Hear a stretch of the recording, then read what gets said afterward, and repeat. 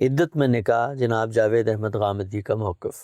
شریعت کی اصطلاح میں عدت سے مراد وہ مدت ہے جس میں بیوی شوہر کی طرف سے طلاق یا اس کی وفات کے بعد کسی دوسرے شخص سے نکاح نہیں کر سکتی۔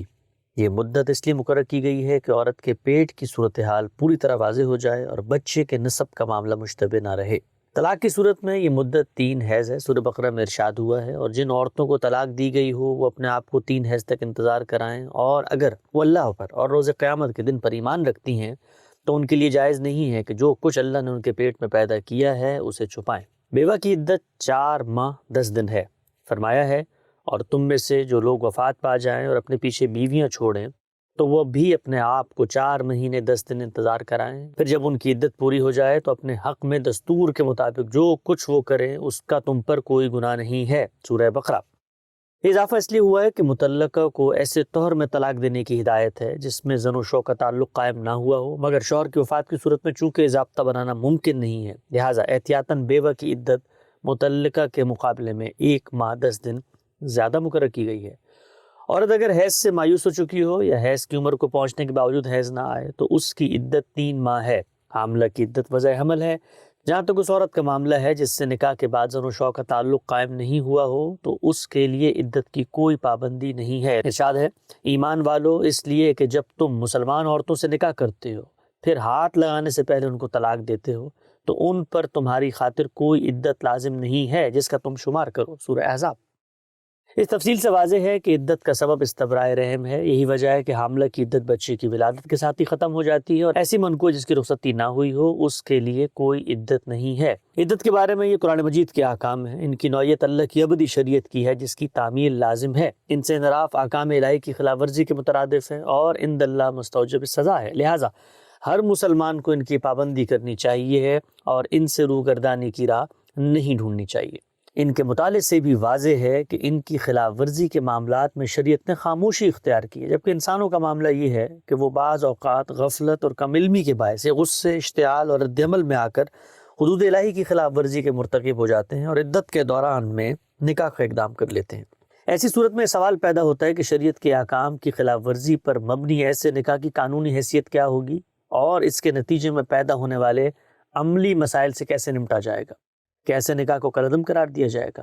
اگر ایسا کیا جاتا ہے تو پھر عدت کی تکمیل کی کیا صورت ہوگی؟ حمل کی صورت میں بچے کے نسب کا تعین کیسے ہوگا؟ نگہداشت کا معاملہ کس کی ذمہ داری ہوگی؟ کیا ایسے نکاح کو جائز قرار دیا جائے گا؟ اس صورت میں خلاف ورزی کرنے والوں کے لیے کیا کوئی سزا دی جائے گی؟ اگر عورت حاملہ ہے تو اس حمل کو سابق شوہر سے منسوب سمجھا جائے گا یا نئی شوہر سے؟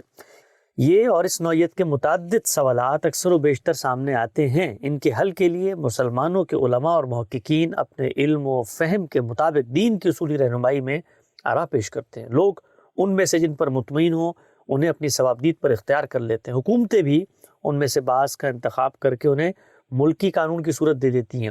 شریعت کے کسی اطلاقی مسئلے میں اگر قرآن و سنت خاموش ہوں تو دین کے منشا تک پہنچنے کے لیے یہی طریقہ مسلم ہے۔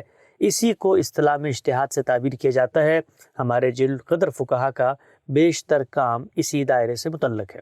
مذکورہ مسئلے میں فقہائے احناف کی اجتہادی رائے یہ ہے کہ عدت کے دوران میں کیے گئے نکاح کے بعد اگر زن و شو کا تعلق قائم نہ ہو تو نکاح کو باطل سمجھا جائے گا، گویا نکاح منعقد ہی نہیں ہوا۔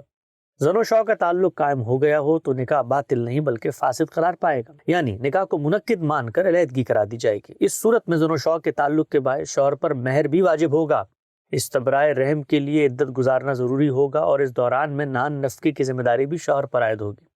استاد مکرم جناب جاوید احمد غامدی کا موقف یہ ہے کہ عدت کے دوران میں نکاح کرنا اللہ کے حکم کی خلاف ورزی ہے، لہٰذا یہ صریح گناہ ہے اور اس کا مرتکب قیامت میں جواب دہ ہوگا۔ چنانچہ اس کا ارتکاب کرنے والوں کو نادم ہونا چاہیے، اللہ کے حضور میں توبہ استغفار کرنا چاہیے۔ معاشرے کو بھی ایسی روایات قائم کرنی چاہیے جو لوگوں میں اس طرح کی خلاف ورزیوں کی حوصلہ شکنی کرے۔ مقصد یہ ہے کہ شرعی قانون کی حرمت کسی حال میں پامال نہ ہو اور اس کی شان پوری طرح قائم رہے اور لوگوں کو احساس ہو کہ ایسی خلاف ورزی کوئی معمولی بات نہیں بلکہ صریح جرم ہے۔ جہاں تک اس نکاح کے قانونی پہلو کا تعلق ہے تو اسے منعقد سمجھنا چاہیے۔ اس کی وجہ یہ ہے کہ گزرے ہوئے وقت میں کیا گیا ایک عملی اقدام ہے جو امر واقعی کی صورت میں سامنے آتا ہے، نہ اسے لوٹایا جا سکتا ہے اور نہ ختم کیا جا سکتا ہے۔ ایسے نکاح کے نتیجے میں نزاعات کا پیدا ہو جانا بالکل بدیہی ہے۔ ان میں بہتر یہ ہے کہ اگر خلاف ورزی کا معاملہ خاندانوں میں محدود ہے تو اسے خاندانی سطح پر بھی حل کرنا چاہیے، عدالت میں لے جانے سے گریز کرنا چاہیے تاکہ لوگوں کی حیثیت عرفی مجروح ہونے سے محفوظ رہے۔ اس مقصد کے لیے خاندان کے بزرگ اور معتبر افراد اپنا کردار ادا کریں، علماء و فقہاء کی آراء میں سے جس پر اطمینان ہو اسے اختیار کریں۔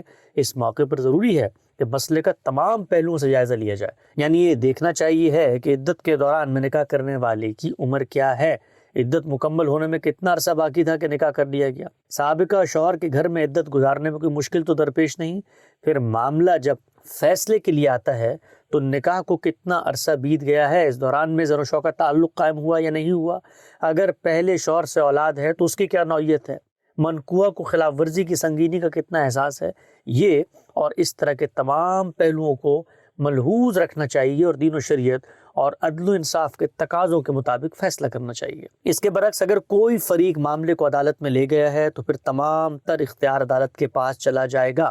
اس موقع پر عدالت ملکی قانون کو دیکھے گی، اگر کسی فقہی رائے کو ملکی قانون کی حیثیت حاصل ہے تو پھر عدالت کو اسی کے مطابق فیصلہ دینا ہوگا، لیکن اگر وہ کسی فقہ کی پابند نہیں ہے تو تمام حالات کا جائزہ لے کر خود بھی فیصلہ کر سکتی ہے یا اپنی ثوابدید سے کسی فقہی رائے کو نافذ بھی کر سکتی ہے۔ عدت کے دوران نکاح، جناب جاوید احمد غامدی کا موقف۔